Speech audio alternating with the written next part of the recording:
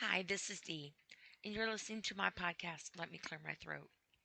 On tonight's episode, I want to touch base on something that is actually all more common, I think, than what people may realize. However, I believe that there is a tremendous amount of different levels, if you will, because everybody handles things differently. And different factors obviously play important roles and parts in the healing process, but also different ways of coping and surviving not only life, but the loss of life and the loss of certain things in your life that affect who you are, how you react, and honestly, what keeps you going and striving for and believing in. And I've talked before on some of my other podcasts about things that I have been through and different experiences and stuff. And I've said before, to me, there's a difference between um, being sad and grieving. And there are certain people that know all too well what it is to mourn the loss of somebody and be sad. However, when you take it a step further, even deeper, grief. Grief to me is love with nowhere to go. And it pretty much to me sums it up. And I don't say that in a passive way, because when somebody loves somebody so intensely and it's so much a part of their life or has made such a big impact on their life and who they are, um, knowing that that person, or not necessarily a person, really, it could be anything that is makes such an impact in your life, and losing that, it's like you're losing a part of you, and separating away from that. And when somebody loves something and truly loves it, or loves a person, losing that is a, an emotion that is so it's indescribable, really. To me, it is, because, like I said, everybody handles it differently on different levels, and if grief is not handled, well, maybe that's not the way I want to word I want to use for that. Grief can get the depth of you. It can literally kill you. And I've heard people say, um, you know, you need to just get over it, or um, you need to just, you're still grieving, or are they on a pity party? Are they just wanting attention? And it's not even that at all. Actually, that's not even fair. That's not even fair for somebody to say to somebody, and it's definitely not accurate. You don't just get over losing somebody. You don't just get over mourning the loss of somebody who's made such an impact of who you are in your life. It's a human being, or it's an important moment, or a scenario, or something that has actually been a part of this world. And you don't just get over things like that. And I feel like, and I could be wrong, but this is my opinion, people that say things like that have been fortunate enough to not be at the level that they're trying to understand. And honestly, with all due respect, if you're saying things like that, you don't understand that level. And you need to actually be thankful for that. But that doesn't mean that you won't come to a point in your life where you won't face that level. And I have printed out some information about grieving, about grief. And honestly, it actually was kind of a educational process for me as well, because I didn't realize there were so many levels of grief. Or not necessarily levels, categories, categories of grief, different types of grief. And I I have recently started therapy not so long ago, which I've spoke about. Getting through a lot of things in my life, and I have been through some dark tunnels. I have fallen hard into the abyss of darkness in my life and my journey where I'm at today, and I wear scars on the inside and outside of who I am. And I have come a long way in my life, and I honestly am very proud of myself. And I have been teaching myself how to undo a lot of damage that has been done to me over the years. But I was, it kind of came to me. I was actually I was kind of talking to somebody. I was talking to my counselor, but I was also talking to myself prior to this, and I was just relaying this to them because we had spoke about some things on where I'm at and how I'm getting where I'm getting in my goals and stuff, and how where do I see myself, and how have I gotten to the point where I'm at now.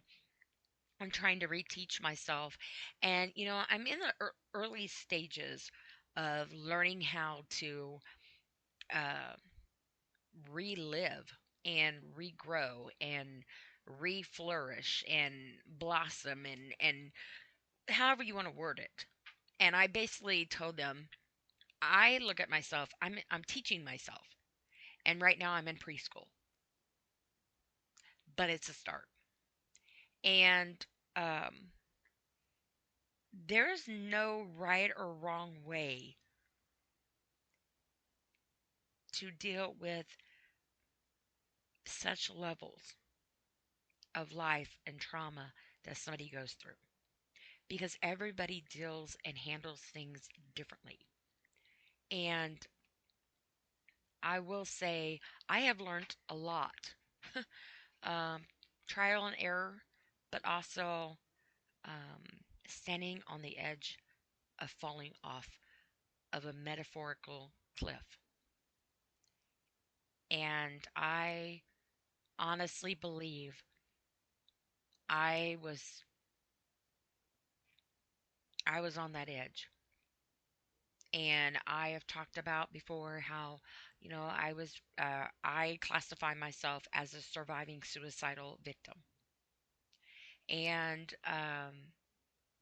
I was reading this page in this group that I'm a part of, and they were talking about different levels of things that they, sobriety and things that they've overcome, and they said something about they are, I forget how long frame it was, um, a survival of self harm.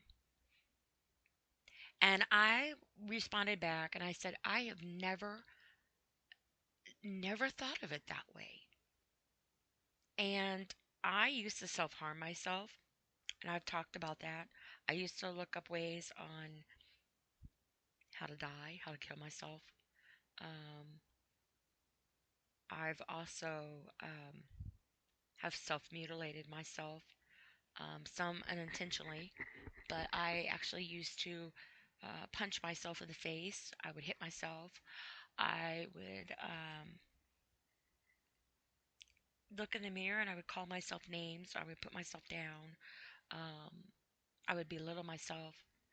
And when you get to a certain point in your life where people have said things so much to you over the years of your life, it ends up becoming a part of your identity and you don't even realize it. And you take on this identity of who you see as your reflection that eventually you don't even really look at your own self anymore. You look at the fabrication of what everybody has made your reflection look like. And so learning to actually look at the person that you are as a person, as you. Look in your own eyes, through your own vision, and look at you and tell yourself what you see, not what everybody else has made you believe you see, or has made you think you are, or made you believe you look like. What do you see? What would you tell somebody else that had come up to you and felt or was enduring the same level that you were? What would be your advice to them? How would you look at them? However, you look at them and the advice that you give to them is a good place to start on how you need to look at yourself and where you need to be in positive ways. But at the same time, that's easier said than done. And I have talked, I've spoken before about how I believe everybody's got multiple personalities. And that's because we have to switch gears on who we are to handle, different scenarios, different things in our life. You got the parent, the mother, the child, the cook, the employee, you know, the um, the maid, the provider, the mechanic, however you want to, whatever area you want to think of. Each particular category, if you will, of your life, you have to switch gears on a personality to be that certain um, person or representation of whatever it is that you're going to switch gears into. But I know also too that there are different parts of people that have to cope with different levels of pain, negativity, trauma. And sometimes your personality, you have to have a personality that is your survivor. And they are your protector. They are the ones that protect you, help you to survive, help you get through the motions of life. And if that and this is what I told my therapist. I have come to the terms that I have myself I've spoke to myself and I have come to terms with myself that I have to look at me differently. I have to talk to me differently. I have to treat me differently. And the personality that has been protecting me, the personality that has been surviving, and the personality that has been the dominant one for so many years because it just seems like one moment after another that particular personality of mine had to be dominant because that was the only option that was going on. So for years and years, this personality had to be the dominant one because none of the other ones knew what the hell to do. So the one that was dominant and the survivor has soaked up and endured so much pain and heartache, they retired. And they wanted the pain to stop. They'd had enough. They wanted it to end. They didn't want to die. They just wanted the pain to stop. And so that personality, that level of me didn't know what else to do, and it was getting hurt and it was lashing out and it was self-harming and mutilating and degrading and it was wanting to just stop it all. So then what happens? How do you get past that? I had to talk with myself to say, hey, wait a minute. What we're doing is not working because we're going to die. We're hanging on the edge of a cliff here, and we are going to die if we even sneeze the wrong way because we're going to slip and it's just going to be done. And the only way for that level of surviving personalities to survive and get through and rebuild themselves, rebuild me, is to come to terms with we need to heal. And the only way to do it is I need to help the dominant personality heal. Because that's the personality of pain. That's the personality of grief. That's the personality of coping and loss and trauma and devastation and heartache and tears and tears and tears. So many tears of oceans I've cried. I needed I need that personality to heal. So I have come to terms with that level of personality. And I told my therapist, um, we are friends now. I am friends with my dominant personality of pain. And I am trying to help guide myself and guide my surviving dominant personality and bring back life into me. I am trying to save my own life. And that may sound silly to some people, but for me, it's working. For me, it's working. Why? How do I know that? Because I am a surviving, suicidal, self harm inflicting victim. And I use the word surviving because I am. And in order for me to survive, my dominant, surviving mental personality, if you will, is not self inflicting. It is not trying to kill me, is not trying to harm me, is not belittling me. Matter of fact, it's doing the opposite now. Now it's encouraging me. Now it's helping me find coping mechanisms. Now it's helping me look at myself and actually seeing my own reflection. And for the first time in my life, and I told my counselor this, and I had not said this to anybody except myself and God. And I told my counselor, I said, I've never said this to anybody but myself and God, but I'm going to tell you. And I'm going to tell you all now. For the first time in my life, I don't want to die. I don't want to die on purpose or any other way right now. I've got too much to do. I've got too much I want to accomplish. I got too many people I want to help in this world.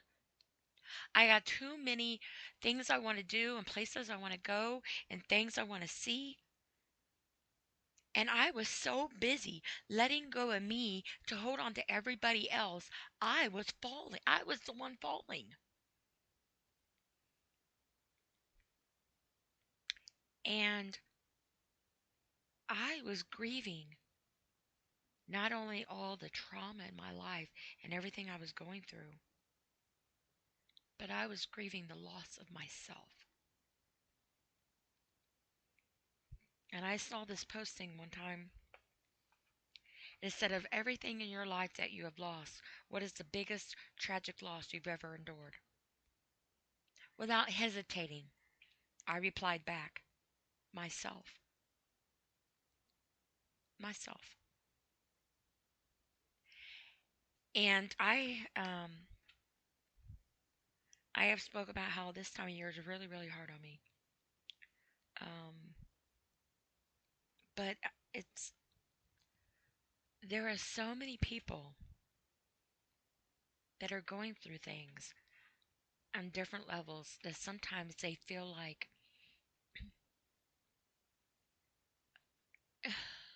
their own breath suffocates them. And I don't wish that level on nobody. I truly don't. And I'm going to go over, I know we're already 20 minutes into this, but I want to go over these 9 different types of grief. And so I know I have an allowance of, I think, 2 hours on this podcast to record. Um, and I'm not going to say it's going to be 2 hours, but I don't know. And if you all know me, I have the gift of gab. But I had told I had told my counselor, I said, I was trying to teach myself and think about where exactly at are my strong points and how can I take my my level and make things differently.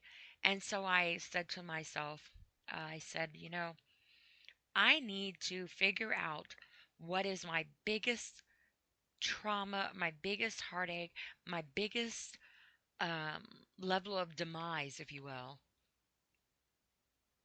And whatever that is, I need to find that and turn it into my strength. I have to take my biggest weaknesses that I have, my biggest traumas, my biggest um, deadly parts of me, and regenerate them in a positive way to make them my strong points. And he says, what is that? Basically, grief. Grief is my biggest, huge spotlight that shines so bright on me I cannot see any other direction. But now I'm wearing reflectors and I'm looking in the mirror and I'm trying to see different ways. But I'm trying to take that and I guess make it on the flip side, if you will, to turn it into something positive. And that is I'm a person that just I love to help people. I I I help people more than I help myself, and I'm working on that. Like I said, I have let go of me to hold on to other people, and I'm working on that. I'm starting to take care of myself. I've been going to the doctor. I've been going to counseling. I'm getting ready to start physical therapy. I had 26 teeth and four wisdom teeth pulled out of my mouth, and I got dentures now. I've been to the eye doctor. I've got a freckle in my left eye that they're keeping an eye on.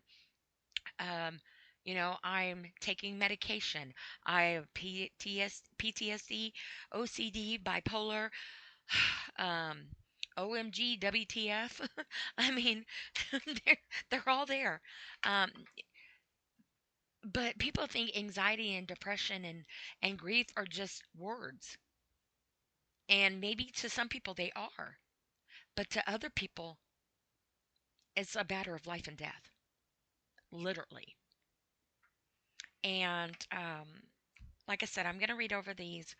Um, and if I don't finish all this, obviously I'm going to I've got several things I want to go over where this category is concerned because I don't really think that this level, um, or this, not this level, this particular subject um, needs to be passive because this is such a huge part of life. Grief is life, but grief is also death, in my opinion. And it has been the border. And if you look at the word grief, and I just thought of this just now, so if it sounds cheesy, I apologize.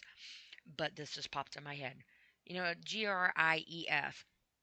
If you come to the middle, you got GR and EF, and if you come to the middle, there's the letter I. I. You have to think about you. And to me, that's very true. Because if you forget about you, um, I just pray that you don't. And if you do, I hope you find a way. Um, I hope you find a way to not fall off that edge. But we're going to go over these, and hopefully these will help you. Um, so there are some coping mechanisms in here and stuff. So, okay, so we're just going to get started. Um, so according to psychcentral.com, there are 9 different types of grief. This was written by a woman named Hope Gillette on December 19th, 2022. Um, says grief is a natural response to losing something you value, but there are many circumstances of loss beyond the death of a loved one, and therefore many types of grief. When something is important to you, be it a person, a place, a pet, an object, its disappearance from your life can provoke a sense of loss. This void left behind is associated with feelings of grief, of mourning for what used to be. Grief is an individual process, and while various staged models of grief exist to help us understand the concept clearly, there is no wrong way to process a loss of any kind. And it has number one, abrupt grief. Abrupt grief, a form of common grief, can occur when any sudden or unexpected loss occurs. Some types can be such as a job loss, death, relationship breakup, or any other form of loss that comes as a total shock and unexpected. Now, how do you manage something like this? It says abrupt grief, also known as traumatic grief, can happen anywhere at any time. It's okay to step away from whatever you're doing and allow yourself to experience the sudden emotions you may be experiencing. It may be best to avoid driving until you have had a few moments to process the information.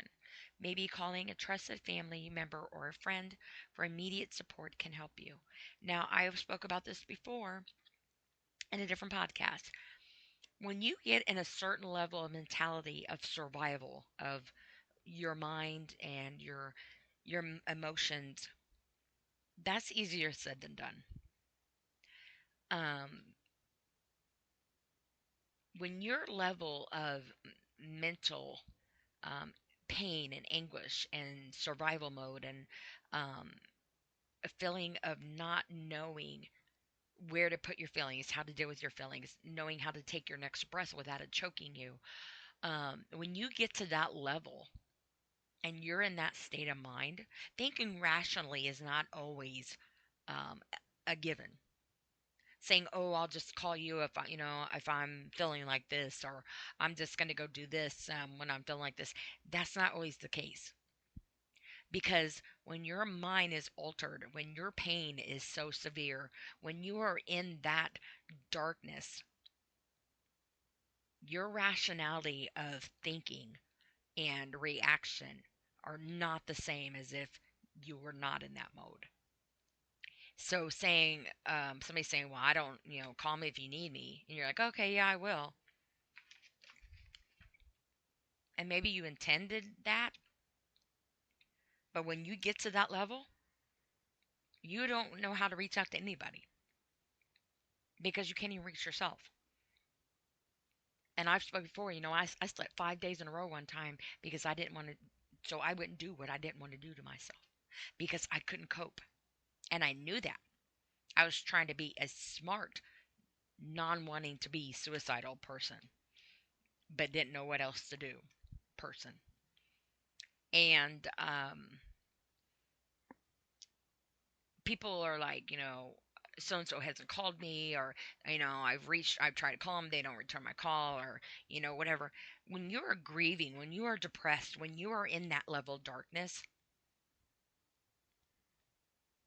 it's not about you. It's not about them not wanting to talk to you. It's not about them not reaching out to you. It's not about them trying to hurt you and be mean. It's not about you at all. Matter of fact, they don't even know. Um, it's not even about them. It's about the moment, because it's about the moment taking over. And when the moment takes over, their mental state of mind, their mental security, their mental rationality does not exist at that moment. So, them not picking up the phone and answering it, or picking up the phone and calling you, or texting you back, or answering the door, or going to a social party, or whatever the case may be, that is not even computable to their state of mind. And it's not that they don't want to, they can't handle it. They don't know how to. And that sounds crazy. I'm sure it does to some. But if you have been through this, you know where that level's at. And it's not that simple. And I've said it before, 988 suicide prevention hotline. very trained professionals. Can be anonymous if you need to reach out. I'm just going to put that in there now. Um, and also, too, if you're driving, and I am guilty of this in the past, I have had panic attacks. I have had moments where I've cried so hard I couldn't even see to drive. I've had to do the calming technique of the 5 4 3 2 1 to calm myself down while I'm driving because I was on the interstate. And I all of a sudden just had this huge attack on me. And I couldn't get over because it was like very busy out and it was late at night and you would have thought it was raining out. I was crying so hard I couldn't even see. And I had to calm myself down. And I did the 5 4 3 2 1 as I was driving and it calmed me down. But I also told my therapist I had to have a game plan. I had to teach myself to remember to remind myself to have a game plan ahead of time of what to do in my scenarios and to also have backup coping mechanisms because depending on the level of the severity of the attack or the moment or the mode or whatever it may be, not every coping mechanism works for that particular moment at that time. So having a backup plan, if you will, is necessary. The other night I was laying in bed and all of a sudden I had this huge anxiety attack come over me so bad. And I try to calm myself down mentally. I try to breathe and I would reassure myself, good job calming yourself down. Good job trying to redirect yourself. Instead of hitting myself like I normally would have in the past, I grabbed my blanket and was squeezing it like a stress ball. And I was rocking myself because I rock a lot. I was rocking myself back and forth and I was trying to breathe it out. And I would say to myself, good job calming down. Good job not hurting yourself. Good job not hitting yourself. Look at you calming yourself down. Breathe, take a deep breath. And I would try to subconsciously talk to myself. And occasionally I would talk out loud to myself. But then on a different night, I had another panic attack, another anxiety mode. That wasn't working for me. So I'm saying to myself, okay, we're going to lay here and we're going to go through this, or we're going to have to change our scenery. We need to get up and go get some air. And it was late. It was like 1 o'clock in the morning. But I knew I was not going to go to sleep. I had to get past that moment. I got up, opened the front door, went out on the front porch, took a deep breath, stood out there in the cold, and stayed out there for, I don't know, a couple minutes maybe, trying to breathe some air, gathered myself, came in and went to sleep. I had to calm myself down, but I needed a change of scenery because what was working before wasn't working, so I had to have a backup plan. But it has taken me a long time to get to this point in my life to be able to do that. That is the whole point of where I'm at now today with myself. That is the whole reason why I'm doing these podcasts too.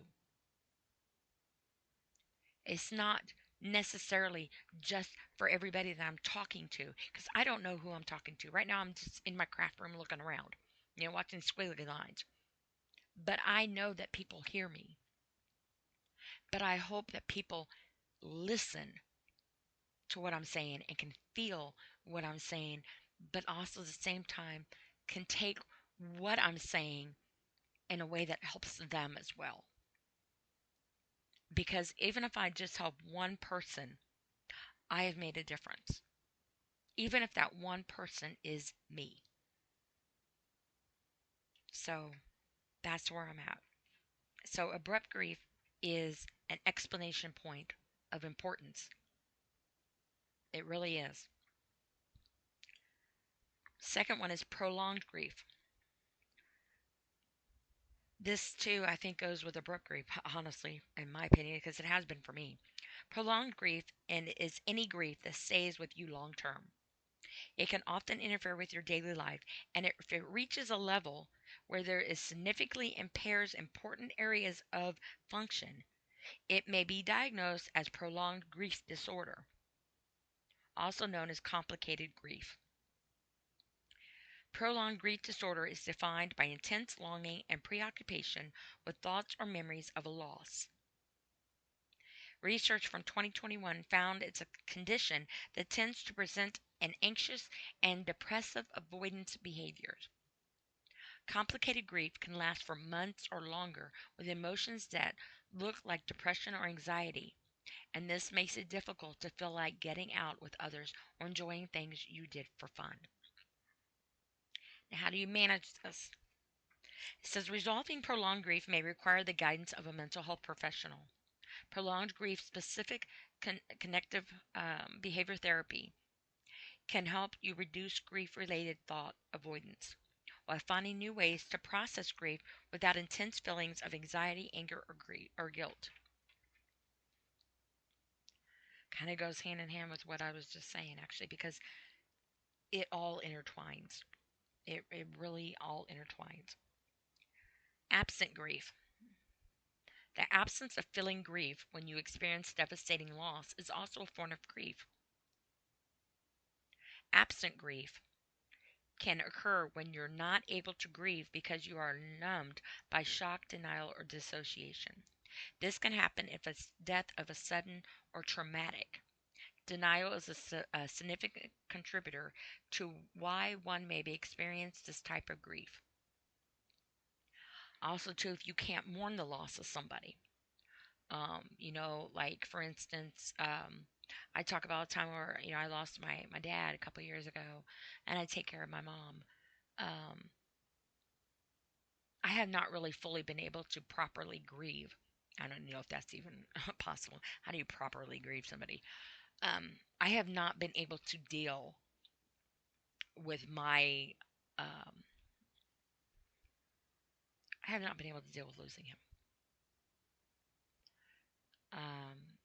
And every time I start to think about it, I have to stop myself. And I was talking to myself last night, I believe. I talk to myself a lot. And that's okay. But at least this time I'm talking to myself, it's positive stuff. It's not negative. Um, you know, my mom is not in the greatest health. And I watch my mom suffer every day. Every moment she goes through the motions of being here.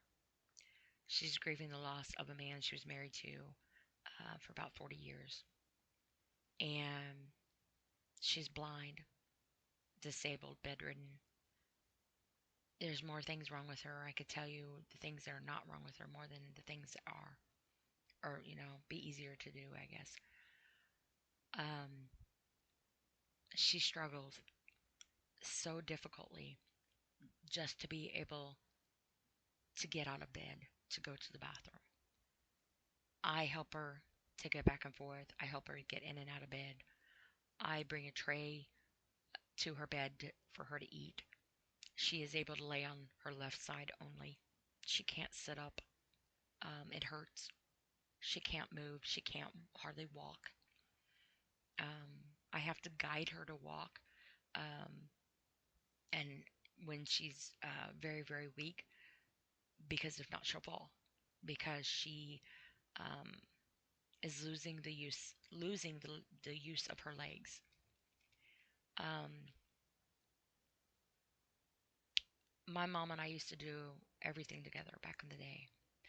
We used to own a business together. And when we weren't together, we were on the phone together. We did all kinds. I mean, we were really close. When I married my second husband, my mom was my matron of honor. Um, my mom went blind in 2012, and a big part of me has lost my mom. And I grieve the loss of my mom, even though she's still here, and I grieve it on a different level. Um, I need my mom. I need to talk to my mom. I need to go to her. I need my mom. And I don't have that. because right now my mom she can't handle anything outside of that. She can't handle anything outside of her life. She can barely handle what she's going through. Um, she can't handle mine. And I know this. And this is what was piquing me to get to my level of where I was at on the edge of the cliff, I guess you could say. I would go out to my camper. I have a camper in the back. When I would take my feelings out there because I didn't want my feelings to be on my mom. I didn't want them to be her to be exposed around them. I didn't want them to be um, something she had to listen to or deal with or hear. Or it wasn't. She didn't need it. And my camper became so soaked with so much pain. It was killing me. And my mom has no idea. Nobody has any idea how close I've been, even to the point where I recorded a message to my family. I've been, I was that, I was at that level. um, but I was telling myself last night, when the time comes that my mom leaves me, leaves Earth, and goes home, goes to be with my dad and God, and I pray so hard that God holds me very tightly because I will need him more than ever. And I try not to think about the loss of my dad. I push it away because I'm not strong enough right now to handle it. And when the time comes that my mom goes, and hopefully it's not anytime soon, because it's my mom. I don't want nothing to happen to my mom. I hate watching her suffer, but I don't want to lose my mom. But when the day comes that she leaves,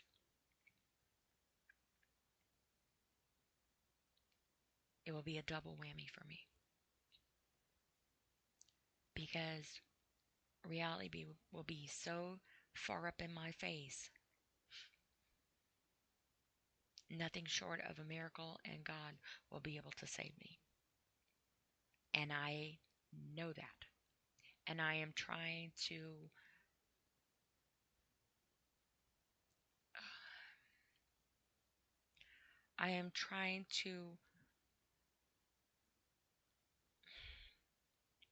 I don't want to say prepare because you can't prepare.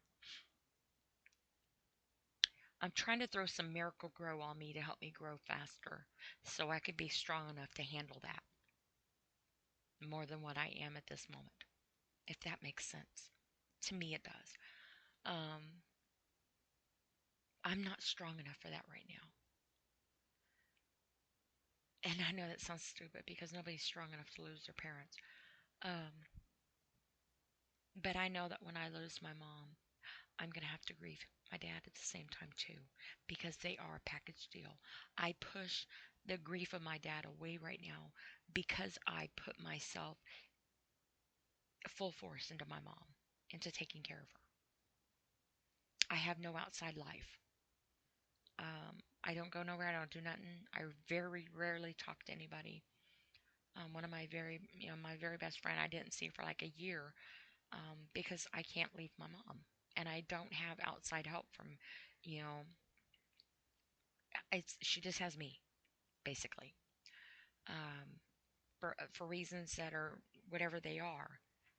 Um, but my grief is absent grief as well as the other one. So right now I have three of them, and the next one is delayed grief. So hey, there's another one. So like I said, they all intertwine. So it says absent grief. How do you manage it? When you experience denial, part of the process may be to convince yourself you don't need support or help with grief. You may not be open to facing why grief is absent. If family and friends are urging you to talk to someone or are suggesting they're concerned about your grieving process, it may be worth it to take their advice and seek professional guidance. I understand that. Delayed grief. Delayed grief may appear as absent grief at first, but rather than remaining unexpressed, this is a form of grief that can slowly emerge as the weight of loss becomes reality. This can be natural grief cycle for some. Sometimes even knowing the person, relationship, pet, place, or thing is gone can be hard to accept. Kind of like I was saying with my dad. I know he's gone. A huge reality check for me. I don't need anybody to remind me. Um, but I'm delaying. I'm grieving him. I have moments. I do have moments. I walk by his picture. Somebody asked me one time, "Do you talk to dead people?" Yes, I do. I talk to lots of dead people that I love. um, but I talk to him all the time. Um, or if I do something, I'll be like, I know, I'm getting it. I can already hear you now. you know. Um, so yeah, it's there. It's there. How to manage. As part of natural grieving, allowing delayed grief to process may not require any special intervention. But if you feel pent up to it or stuck in this stage, small steps towards building loss acceptance, like visiting a place you used to go too often with that person, may help. For example, I spoke before about where my dad and I used to work on cars together, and my starter went out on my car. And I went and got all the tools out and had the car jacked up and I was ready, change the starter. And I sat there and I looked around at all his tools spread out. And um, I started crying. I started crying full force. My anxiety was just starting to escalate and I just couldn't handle it. And I put all the tools up. I put everything up. Took the car down. I went in the house, and Mom's like, "Oh, try to get it done." I said, "No, I'm on a union break."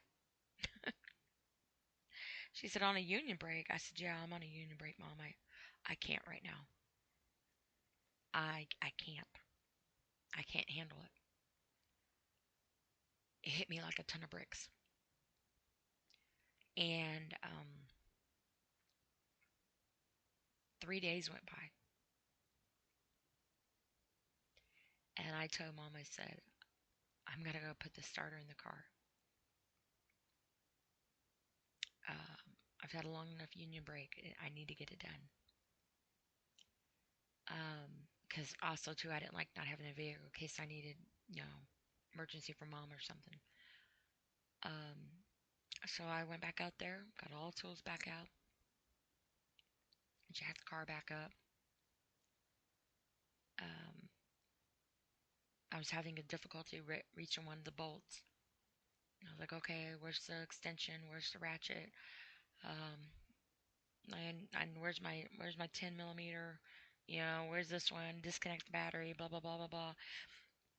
And I laid under there and I was looking up at the starter and I was having a hell of a time getting my hand up in there. And I started crying. And I was like, I can't do this. And not too long before he passed away, we had just changed the starter in his van together. He had come over and knocked on my camper. I was sick and asked me if I could come help him.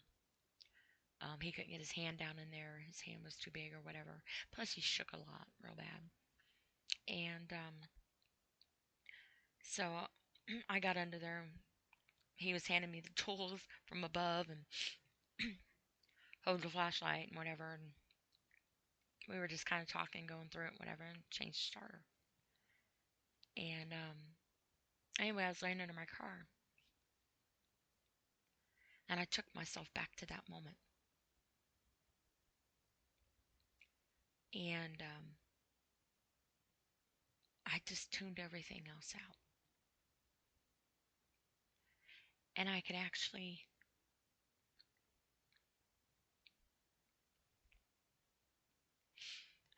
take myself back to when he was there with me and listening to him direct me with the tools and just us laughing and cutting up and trying to remember how he had his hand down in there and how I had where I had my hand and because we had trouble with his bolt. And so I was trying to envision how we did it. And I was talking to him. And I knew he wasn't there, but I was trying to take myself back to that time with him.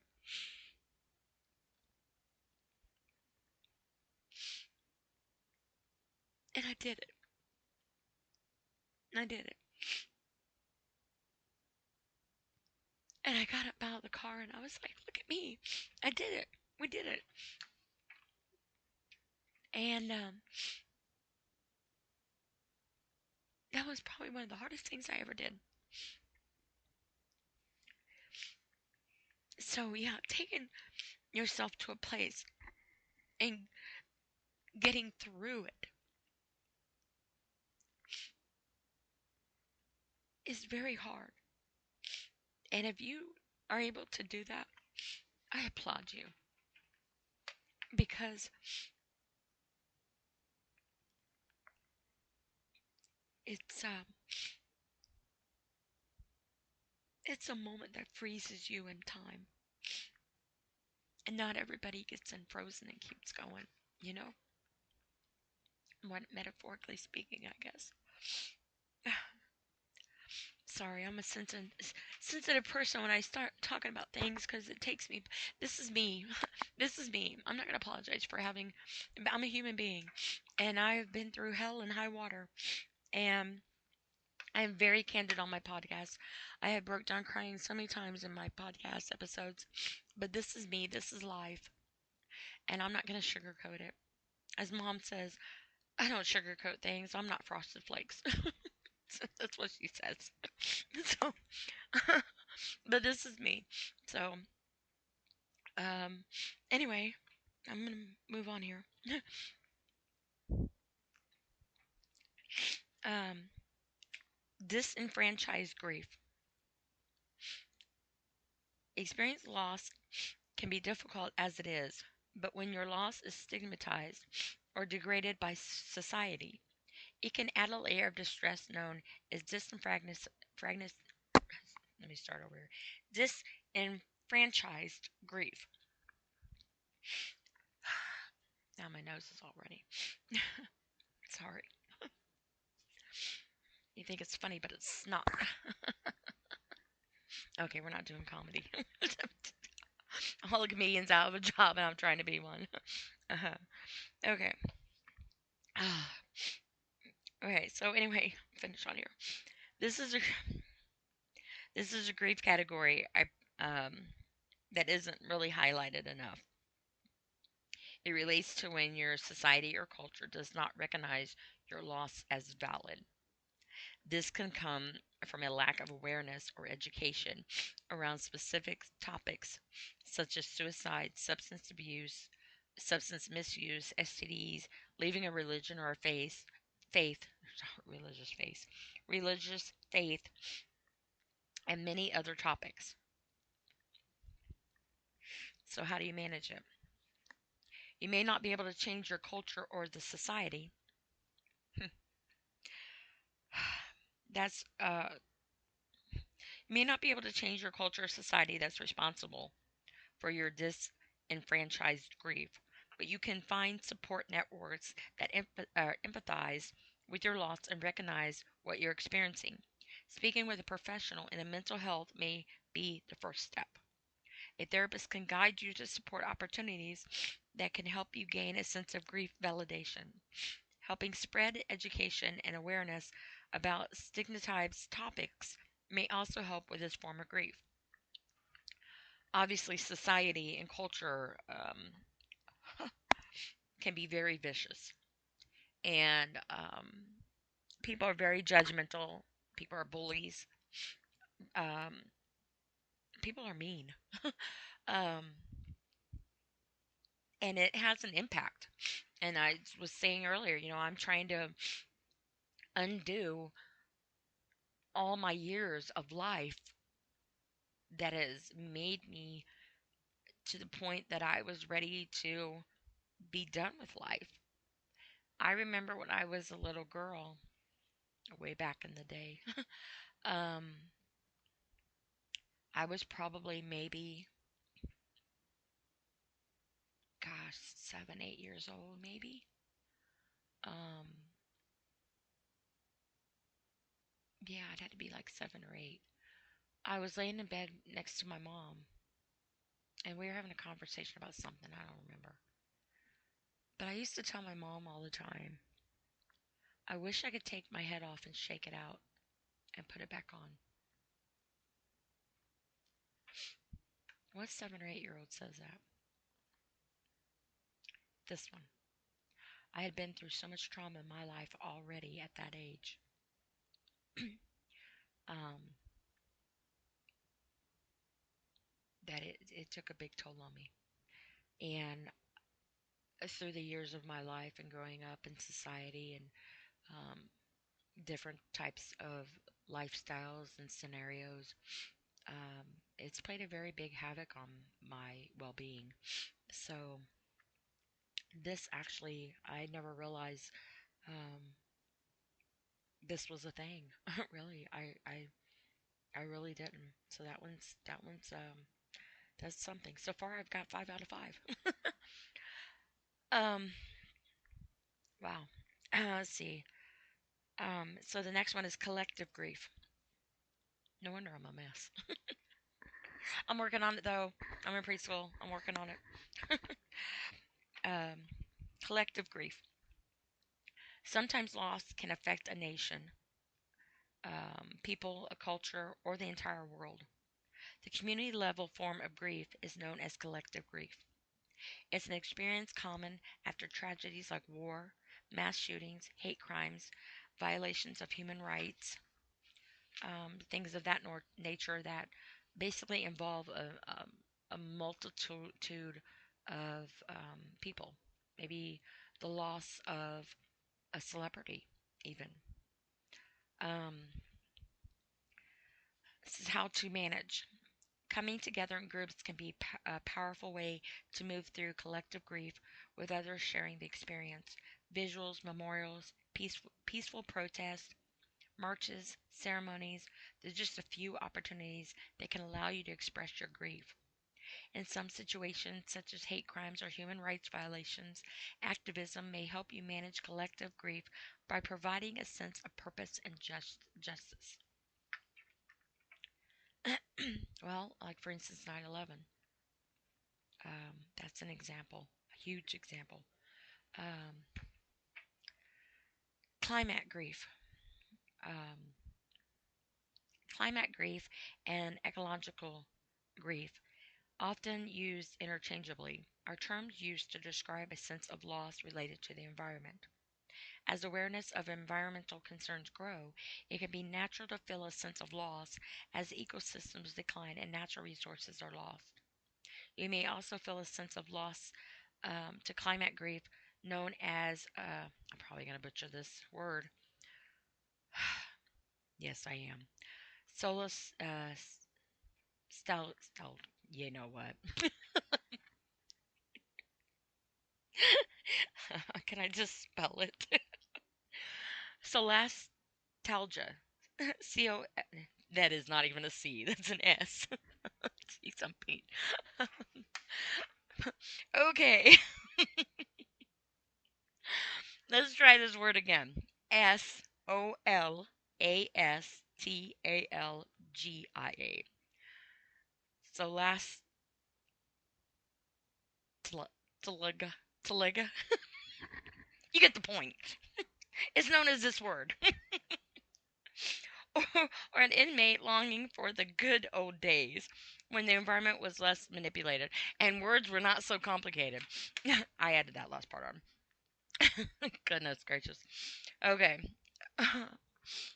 Oh goodness, I'm still wiping my eyes off here. That's my excuse. I got something in my eye. Okay, how to manage. Changing the environment may take generations. That ain't no lie. But you can do your part and possibly diminish feelings of grief by participating in recycling endeavors, joining revitalization efforts, and helping grow environmental awareness. Taking care of the world, taking care of the earth. We all have different cultures. We all live in different countries, different states, different zip codes. But you know what? We all have one thing in common: the earth is all of ours. Although the government likes to monopolize on it and charge us for the air we breathe, nor here nor there. The earth, the planet Earth, belongs to all of us. And if we don't take care of it in every aspect of the area, land, air, sea, the outer space, the belowness, whatever, it all affects our survival. One ripple could take it all away. And I don't care where you're at, the ripple goes across the whole planet because we are all in this together. Secondary loss grief. Grief may have a primary cause, like death of a loved one, but sometimes you experience loss as a result of loss, like having friends or family pull away due to a divorce, death, or a death in the family. Um, and then that's known as a secondary loss. How to manage. You don't need to validate your grief to anyone. I'm going to read that one again. You don't need to validate your grief to anyone. It's okay to feel a sense of loss for the subtle changes that surround a primary loss. And it's okay to grieve for people, for places, and things that may not have been a part of your everyday life. Journaling about your feelings or speaking with a mental health professional can be ways of expressing grief without fear of being judged. I don't journal, but I do write poetry. I have posted a few of my poems in some of my podcasts and read a couple. Um, have a place to put your feelings. Um, but it's very difficult to find a place to put your feelings and to call people and talk to people about things when you feel like somebody is judging you or thinks that you need to hurry up and get over it. And you don't know how to process what you're going through. And you feel like um, a failure in the grieving process. And at least I did. And that's sad in itself. Um, anticipatory. Anticipatory. If I can get my words correct tonight. Anticipatory. Goodness gracious. Maybe I need to drink some water. Anticipatory grief. There we go. When you know the inevitable outcome is loss, you may start to feel grief before you actually lose what's important to you. Oh, this is me written all over it. This type of grief, known as anticipatory grief, look at me go with my bad self, can occur during situations with long-term illness, relationships where divorce has been looming for years, and other situations where you can see the outcome before it happens. Um, Watching somebody die, um, somebody who's on life support, somebody who's on hospice, um, are examples. How do you manage? It's never too early to speak with someone about grief. Early intervention by a mental health professional may help. You find ways to manage grief in long term situations and can help you prepare for the loss when it occurs. You can never prepare for what you don't know, but the anticipation of having to prepare of what you don't know is overwhelming. Um, Tips to cope with grief. While some types of grief may respond to specific interventions like environmental activism, there are some general ways to manage grief in any form. And that's what we're gonna talk about. Honoring your loss. Finding a way to honor your loss can help bring a sense of closure and peace. Choosing a memento or a routine that holds meaning to you. Many people choose a symbol that is worn uh, on or next to their body, a necklace, an item that a person cherished, maybe a shirt, um, a favorite place to eat. You may want to adopt a regular routine of doing something that that person did in your daily life. Some people use a prayer, have a drink that maybe the person had, or sit in a quiet place that allows you to remember your loved one. Maybe even sit in their chair, lay on their side of the bed, um, you know, anything. Journaling. Expressing grief, especially to someone else, may feel challenging or embarrassing. To help you process what you're feeling, you can try your hand at journaling. Just as a friend, a family member, or a therapist can be there to witness to what people experience in their grief, so can witness to yourself. So sometimes it's just a matter of just getting your feelings out. I've spoke before on when I was obviously going through the loss of my grandson and stuff. I was homeless for 2.5 years, and like I said, I've with scars on my body on the inside and outside, and I've been through hell and high water to get where I'm at today. And I talk about it all the time. I know I do this with my mom. Um, Three things that I majorly learned in my process of my grief and healing. Try to try. Sometimes you got to try. But sometimes you try to do things and you don't achieve it, and you don't want to get sucked in to giving up. So you at least need to try and try sometimes.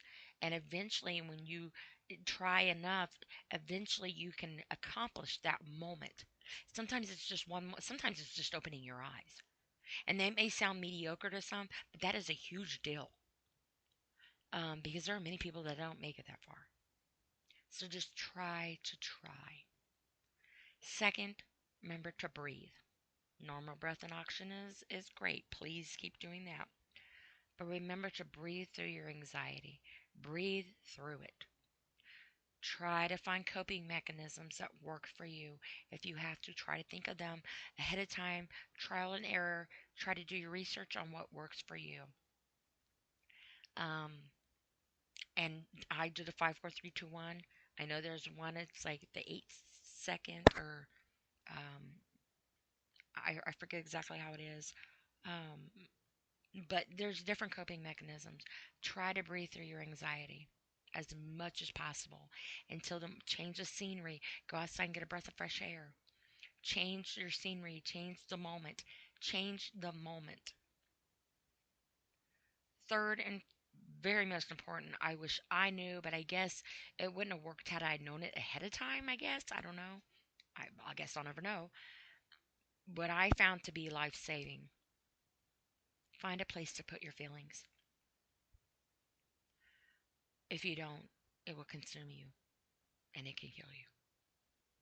And that's no joke.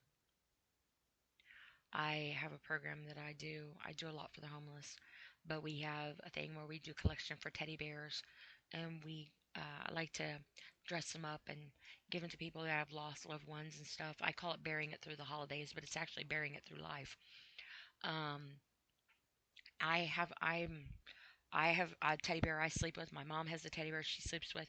My stepsister has a bear. I have a very close friend. I gave a bear to her. She lost her son to a fentanyl overdose. I had a couple friends who she lost her fiance to a heart attack, and the other one lost her dad to a heart attack. Um, Having a place to put their feelings and their emotions. My teddy bear is as flat as a pancake. He holds he holds everything. um, but he has saved my life. And sometimes when I need a hug, I literally will pick him up, wrap his paws around me, and I will give myself my own bear hug because I need that comfort at that moment. Um, I've held him and I've rocked back and forth with him. I've cried on him. I've told him my secrets. I've told him my pains. I've told him my good things. I tell him good night before I go to bed. And I know he's a stuffed animal, but he is he has saved my life. Compliments of my youngest daughter. She bought him for me. Um, but I write poetry. I do crafting. I do my podcast. But I help people. And I have found that it has been very helpful for me because I am such um, I'm a huge giver. I'm very empathetic um, and very I care about people. I don't even need to think of a big word. I care about people, and I find my strengths are being there for others, and it helps me. I used to clean crime scenes for a living, and people's like, "Oh my gosh, how did you like that?" I loved it. It's very therapeutic. And they're like, "What do you mean therapeutic? How can cleaning crime scenes be therapeutic?" Because at the time I was cleaning crime scenes was when my grandson was killed, and I had no control over what was going on in my life with him and the scenario. But when I cleaned crime scenes and stuff, I was supervisor, so I had a um, level of contact with the families and stuff that I actually could be there and have control of taking that pain away from them for a brief moment so they can take a breath to be able to gather themselves and deal with the loss of their loved one. And that particular moment, they did not have to worry about that part. I had it covered, and my crew had it covered. And so for that moment, I was able to take that pain off of them, and that was very therapeutic for me because I was able to take that level of pain that I knew what it felt like to deal with, that those people didn't have to for that moment, and I could help them with that. Says setting and keeping boundaries. Boundaries can help you cope with grief by preventing a sense of overwhelm. An example, if you've gone through a breakup or have them on social media, you can mute their account or delete them or block them so they are not actively at the front of your mind amplifying your grief. Um, or maybe um, not going to places that they go to and or changing your number and whatever the case may be, setting boundaries and setting limits. Um, Maybe some people move away, relocate, and totally do a whole new um, life change, if you will. Um, Grief resources. If you're experiencing grief and would like more information on mental health resources, obviously a trained mental health representative. Um, you can also, like I said, call 988 suicide and mental health crisis assistant line. You can also call 911.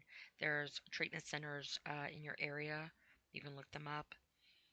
The Center for Complicated Grief, helping children cope with emergency trusted source, grief for recovery and therapeutic services. These are examples. Um, Grief can play a major role to your body. Um, Grief may be considered an emotional state, but it can affect your physical well being too. According to 2019 investigating the overlap of brain circulatory and emotional and physical pain, experts found evidence that the intensity of these two experiences is very similar to the body. For example, telling someone to get just get over it, um, just get over a broken heart, might be telling someone to just get over a broken leg. Um, at first, the immediate grief response can be similar to feeling sick. You may experience loss of energy, body aches, headache, upset stomach, poor sleeping. But as grief goes on, um, the impact your body takes can also include a heart attack, cardiovascular disorder, depressed immune disorder, chronic sleep, increased stress hormones, appetite change, cognitive impairment and memory decline, persistent negative thoughts, and suicidal. Grief can also contribute to the development of other mental health challenges such as depression, anxiety, PTSD, and prolonged grief disorder. Grief can be fatal. In some cases, grief um, can cause a condition known as broken heart syndrome. Um, I said this big long word before I read this, so I'm going to try it again. Clinically, it's called, I'm going to probably butcher this name too, Taco Subo. I know I totally butchered that name. Okay, we're going to spell it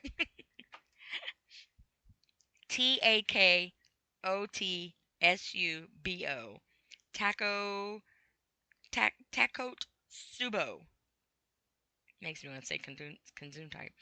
Cardiomyopathy. Now I can say that word. Goodness gracious. Okay. Why? Anyway, we'll just call it broken heart syndrome. Okay. Um, while its exact causes are not well understood, broken heart syndrome. See, why couldn't they just do that? Broken heart syndrome is thought to result from a stress hormone surge that causes spasms in the heart's blood vessels. Broken heart syndrome is a serious heart condition. It isn't always fatal, but can be if not treated properly. Um, Again, they talk about coping mechanisms, navigating grief to finding your own unique support tools and practices that work for you. Managing your grief can is different for everyone. You can honor things. I made a memorial. I call it a memory garden, actually, a memory garden in honor of my dad. I also have one for my grandfather, and when spring comes, I'm going to make one for my grandson. Um, and then later down the road, when something happens to my mother, obviously she'll be included in that too. But um, my my dad and my grandson were cremated, so there's no grave plot for them. My grandfather is actually in a cemetery up the road, like a mile away. I actually, in the summertime, or when the weather's nice, I would walk down there. A couple times I actually used to lay a blanket down over my grandparents because my grandmother's buried there too, and now my uncle is buried there. But I would lay a blanket down, and I would actually literally lay there and cry. And I would lay between my grandparents on a blanket. And I would go down there and talk to them and stuff. But since I've been taking care of my mother, I can't go for a walk because I can't leave her. So I need to refresh in my grandfather's memory garden and stuff. So that's my plans this spring to do. Um, so doing something like that helps. Putting things, keepsakes out there, or things that um, are important factors that remind you, but also a place for you to go to be able to talk to them and um, process them, but also still include them in your life, even though they're not here. Um, and also sharing, talk about special memories of them with others. Talking about the good times can be a way to revisit positive memories and temporarily interrupt the slew of the negative emotions that you feel. It can also help you find support from your family and friends, and it could be a reminder that you're not alone. Often, grief is something multiple people are experiencing at once, even though each process is an individual process. So I know, like some people, when they go to funerals or whatever, they sit around talking, reminiscing and stuff about, the person that they've lost and telling stories. Um, it's a good way. Just because somebody passes away doesn't mean their name doesn't deserve to fall out of your mouth. Doesn't deserve to be talked about. They were here for a reason, and they made an impact in your life for a reason. And just because they're not here doesn't mean that um, that they're any less important. Keeping short-term goals. It can be natural to fall into the habit of isolation and withdrawal when you're experiencing grief. It is easy to get caught up in withdrawing from life. When you're ready, make a to-do list every day. Having short-term goals can help you feel not so overwhelmed. Small goals can help you focus. Instead of looking at everything you have to do in one day or what future holds, having a list can help you celebrate small accomplishments, even just eating breakfast. Before you know it, your list may get you through the entire day without you feeling like a weight of the world is on your shoulders. That is the try to try. Um, I was reading this thing where this lady was talking about how the dishes overwhelmed her, and I'm very OCD, and it's overwhelming for me because my life is upside down right now. I sleep on a bed in the living room. My stuff is everywhere, boxed up or whatever. Um, so it affects me in a different way. But anyway, I'm the type of person where I clean the kitchen up. I do not want to go to bed with the kitchen a mess. I'm very adamant on wiping the counters off. I used to be the type where I don't care if it's 3 o'clock in the morning, I was doing dishes.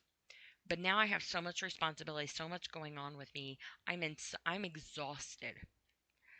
And I look at the dishes like I see you looking at me, but you're just gonna have to just keep looking at me because I'm not touching you. I'm going to bed. Um, you'll be there tomorrow or the next day, or I'll put you in the dishwasher so I don't have to look at you. And on the dishwasher, I actually took some vinyl and made a, because I do crafting and stuff. And I wrote a saying on the front of the dishwasher, and it says, the dishes are looking at me dirty again." So gotta have humor in it. But anyway, she was talking about how the dishes were overwhelming, and the therapist was like, "Put them in the dishwasher," or just don't, leave them there, and just, even if you do, you know, a little bit at a time, or like, when you have to go, like if you have something you have to go through a bunch of stuff or whatever, taking steps just to start. Like I had to go through some of my stuff and reorganize it and find a place to put it because I'm redoing one of the rooms here, and so I had to reorganize some stuff, and it was very overwhelming. And I knew the room wasn't as bad as it looked, um, but it was very overwhelming to me, um, and I just had to start, and that was the biggest thing, just start. And so, in order to keep me motivated, I would move stuff out of that room and put it right in the living room where I was sleeping. So I had to look at it and I had to walk around it and it had to be in my face and it would get on my nerves. And I knew this. So it would keep me motivated to get it finished. And I ended up getting that cleaned up in less than a week.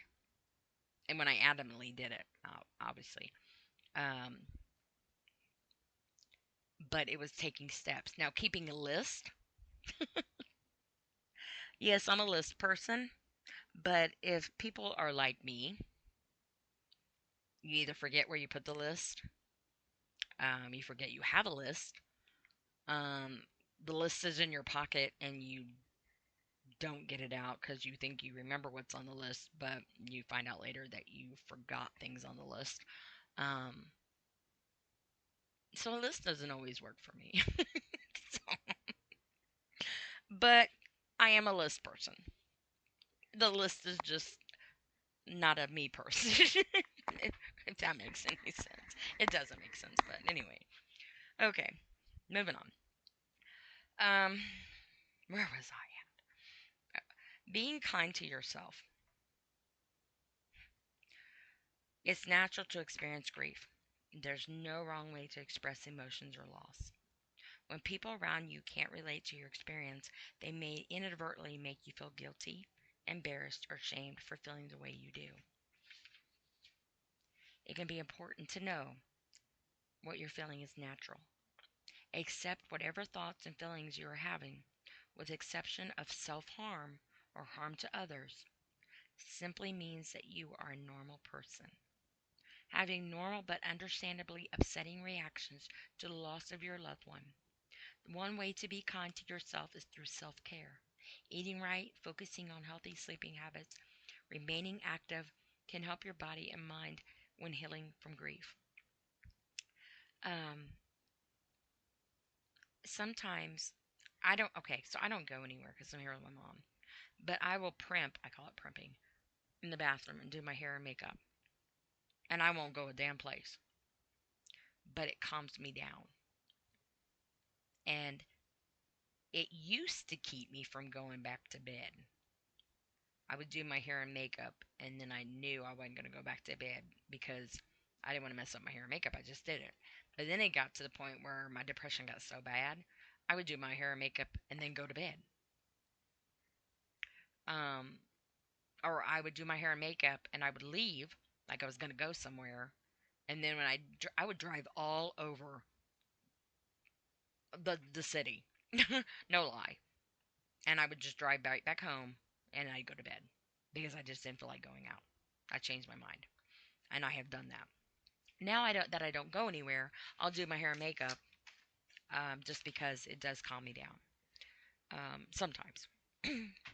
So just finding a way to cope, different coping things, things that calm you down to help you work through your anxiety. Allowing grief.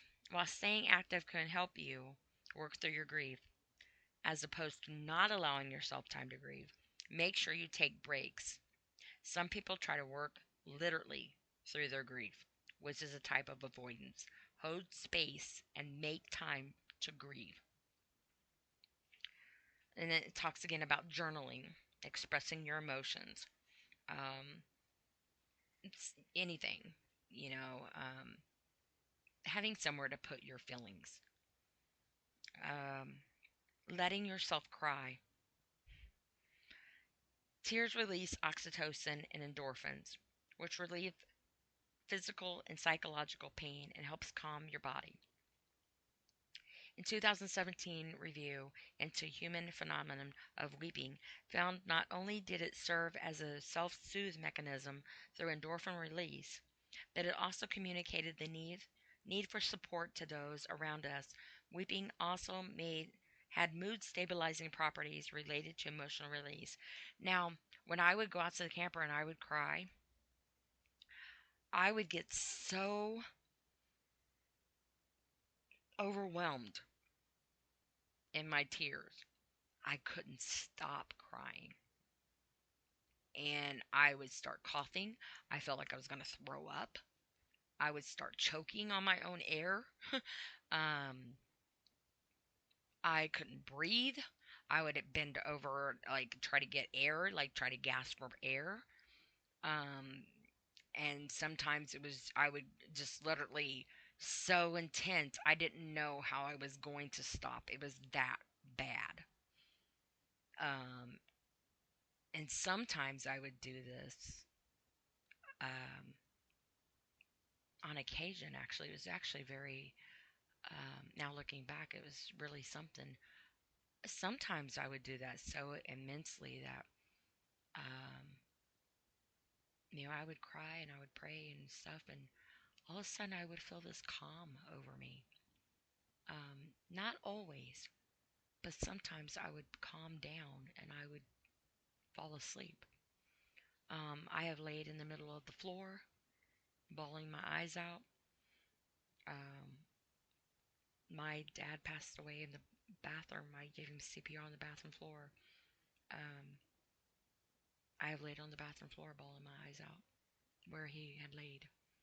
Um, I've laid on my kitchen floor in my camper, bawling my eyes out. Um, I've laid out in the garden, in the backyard, laid on the ground, bawling my eyes out. I've walked around the block, bawling my eyes out to the cemetery, driving down my car, not driving down my car, driving down the road in my car, um, sitting in the driveway in my car. Um, yeah, I haven't been short on tears. And I'm a short person, but I haven't been short on tears. Um, when to seek help. There's no wrong amount of time to grieve. I'm going to say that again. For all those in the back that need to hear this, there's no wrong amount of time to grieve. Explanation point. Grief isn't grief that isn't improving or it's impairing your life significantly, even though time has passed, may be what's known as prolonged grief disorder. Prolonged grief disorder is a clinical diagnosis recognized uh, in the Diagnostic and Statistical Manual of Mental Disorders, 5th edition, text version. It's a condition that often requires professional guidance to overcome.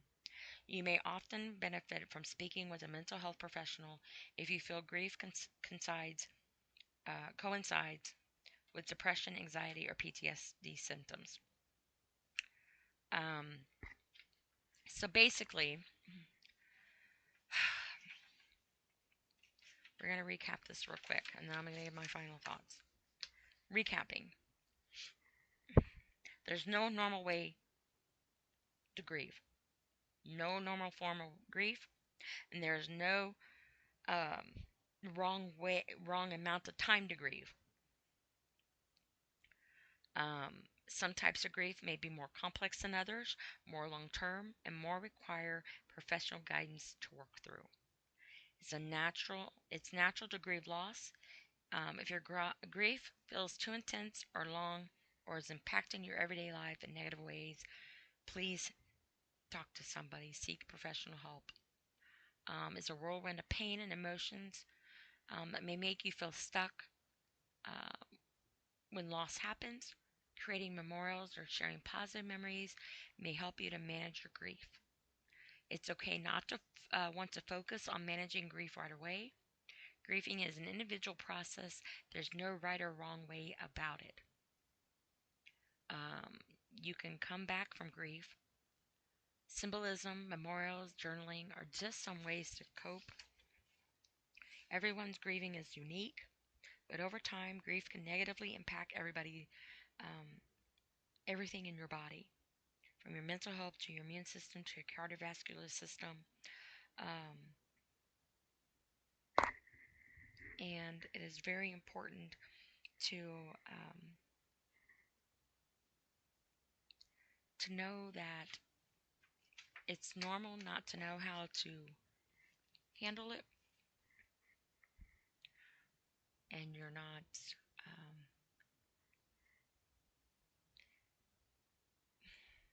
you don't have to just get over it. You have to get through it. There's a difference. You have to get through it. You don't get over it. You never get over it. But eventually, in time, you'll find a way to live with it, work through it, breathe through it,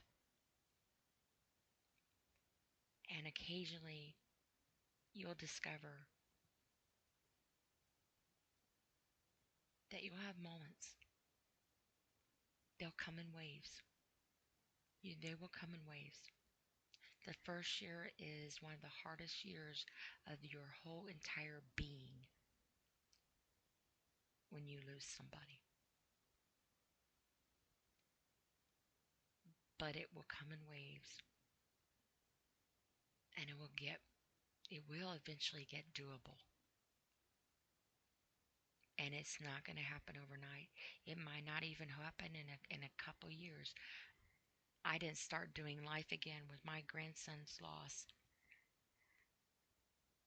for 5 years, 6 years. It took me 5 to 6 years to do life again. And when I did life again and I did the holiday, I did Christmas. And I was so proud of myself for doing Christmas. I actually did it. 2 weeks later, my dad died.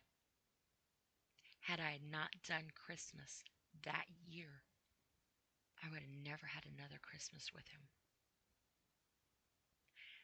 And, I had went out on my birthday. I've been trying to take things that are very hard. My grandson died on my birthday. And for many years, I couldn't do my birthday. And I've been trying to do it where I've been doing positive things instead. And like on his birthday, for instance, is when I do a major collection of the teddy bears. Um, or like I said, do things for the homeless. So I did like a food drive, um, and I did it to where I did the collection day that particular month on his birthday.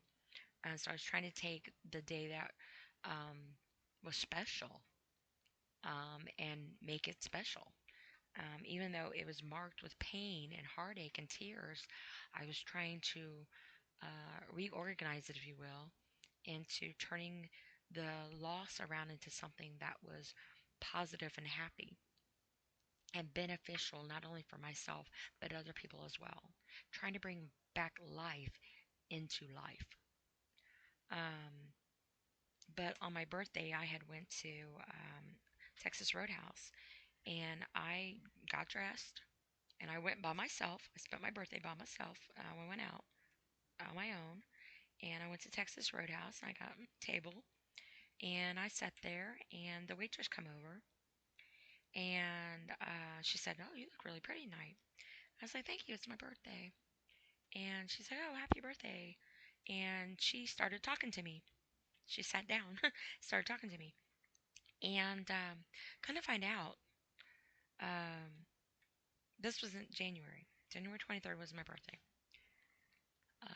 Her daughter had just died in December 13th, from an overdose. And she didn't even know how to breathe anymore. Um, she didn't know how to cope. She didn't know what to do.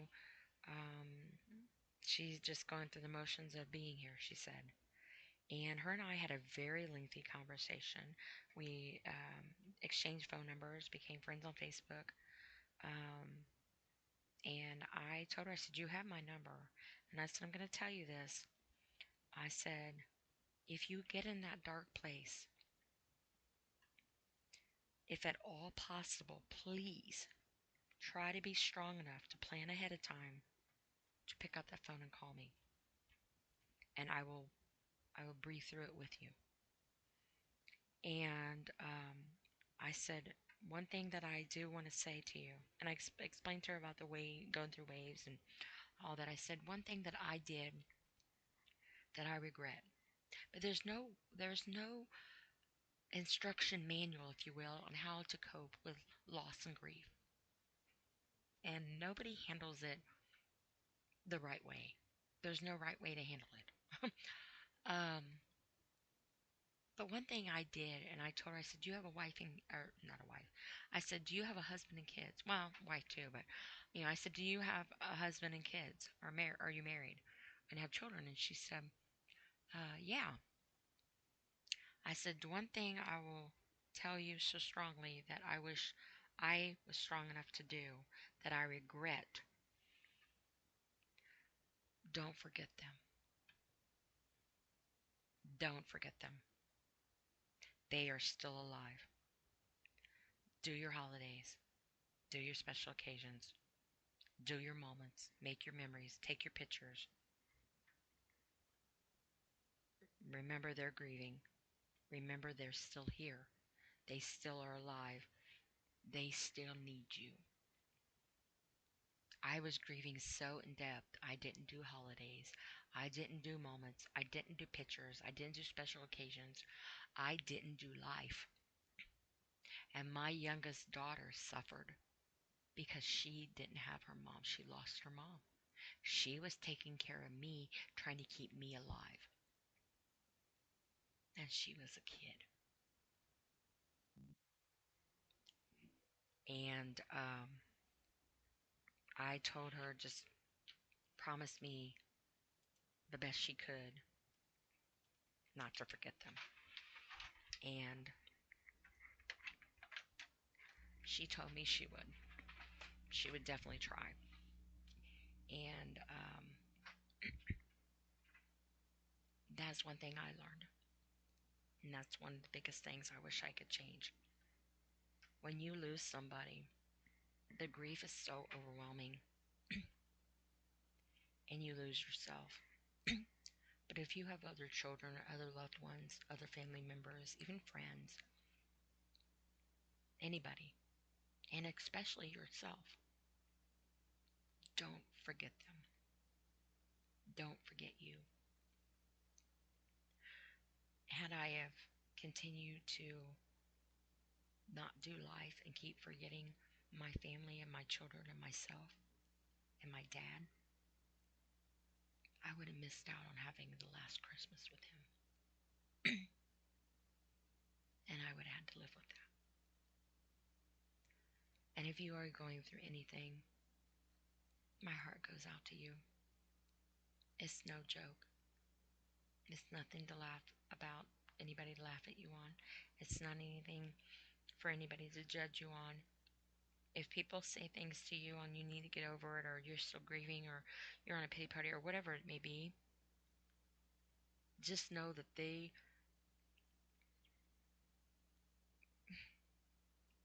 just don't know that level, and pray for them,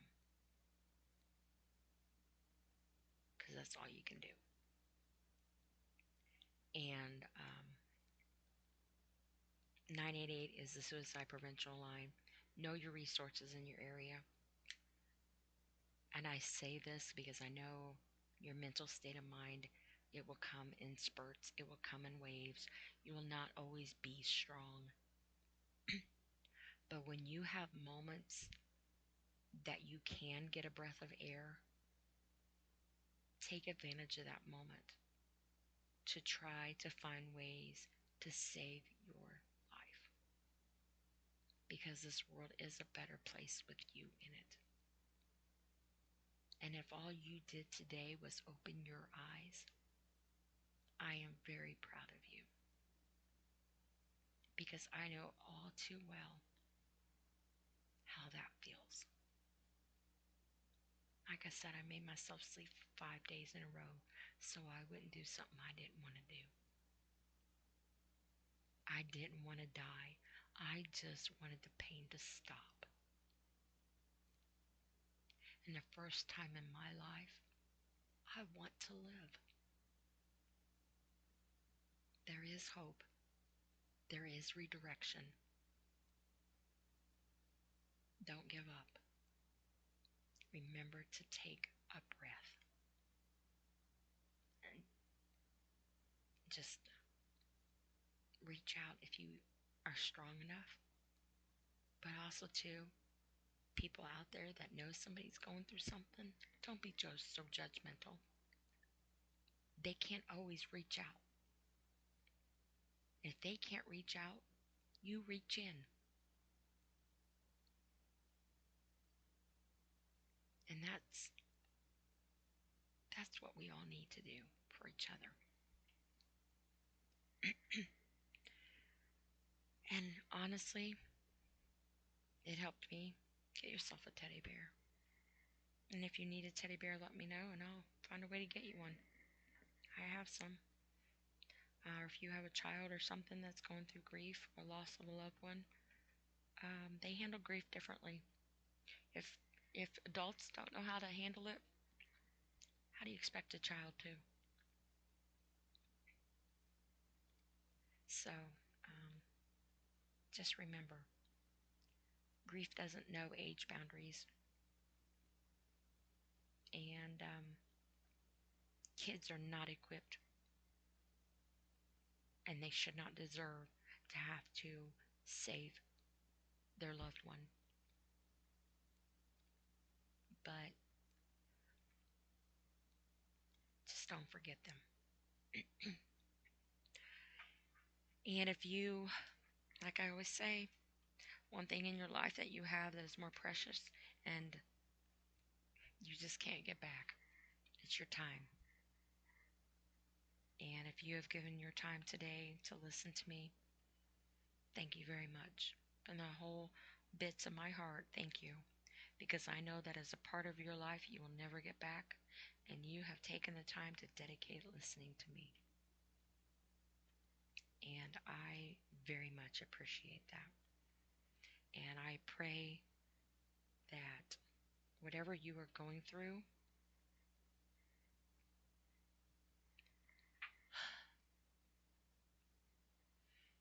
that you find a way to not self mutilate, not self harm,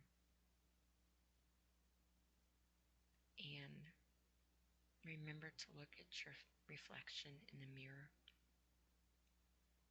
And if you have to, make a funny face.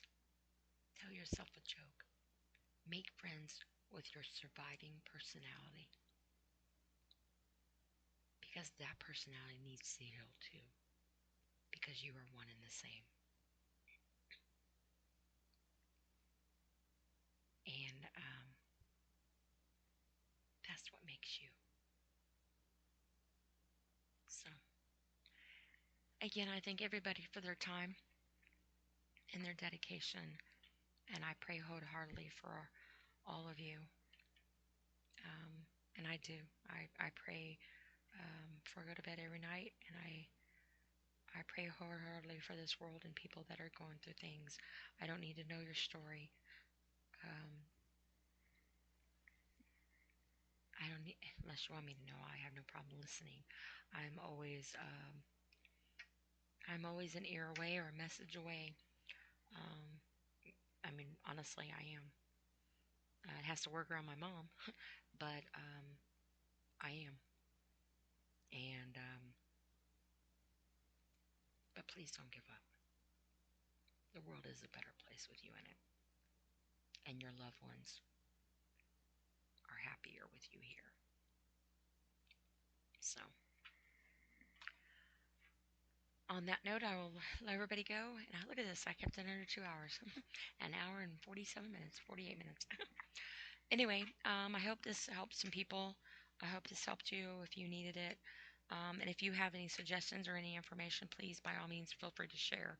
I was going to do a video podcast tonight, but the time delay on my video looked really funny. It reminded me of the times where you watch the old movies, the old kung fu movies, where they would talk, but then their mouths would not be coincided with their words. So yeah, I didn't do it. But anyway, I'm trying to figure it out. So this is what you get. Anyway, have a safe and blessed evening, and God bless you. Good night.